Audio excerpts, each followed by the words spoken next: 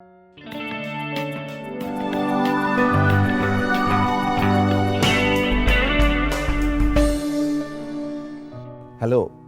welcome to I God Today, your daily reflection, and I am Father Sonny Sebastian, a Divine Word missionary priest.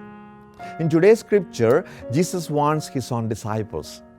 He foretells experiences and happenings that will take place in the subsequent history of the church through the centuries, not excluding our own.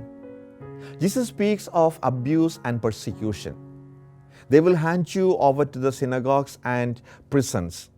The term hand over is a theme or a word that occurs again and again in the New Testament. John the Baptist was handed over to Herod, who put him in prison and then executed him. Jesus himself is handed over first to the leaders of his own people and then to the hands of the Romans who would execute him. Now, Jesus tells his disciples that they too can expect to be handed over and to be dragged before evil and religious courts, all because of his name. Many of the early Christians came in conflict with Jewish communities and were handed over to the synagogues. Synagogues were not only prayer halls and places to learn the scriptures, but also for civil administration as places of confinement while awaiting trial. The charges may be civil or criminal, but the real reason will be that the accused are followers of Christ. As such, Christians became objects of fear and hatred. Their ideas seem or seen as threatening and even subversive. It is not anything new or foreign even today.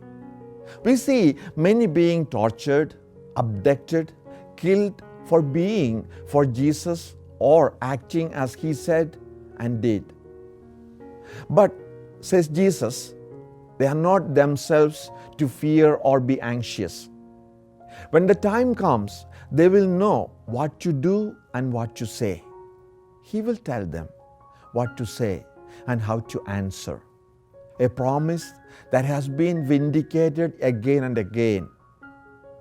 The really sad thing is that those betraying them to the authorities will often be members of their own household. And we know that this prophecy sadly has been realized all too very often. And all will hate you because of me. This is strange and in a way makes no sense. Jesus, who preached truth, love, freedom, peace, justice, and non-violence, becomes in his followers the object of lies, hatred, imprisonment, torture, division, injustice, and most terrible violence. Yet, not a hair of your head will be harmed. Not a phrase to be taken literally, because many suffer terribly in their bodies, but there is an inner integrity and wholeness that nothing can destroy. So, by patient endurance, you will save your lives. That is, by going through all that our enemies can throw at us, we come out at the end a people who are whole and complete, and who can lift our heads upon high. We have many saints and saintly people who remain witness like this. So let us pray. Let's pray that we may have the courage to be true to our Christian values, whatever may be the cost.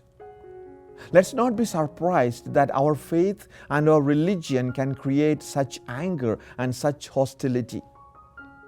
At the same time, we reach out continually in truth and love to dissipate the unjustified fears that our beliefs can create in others.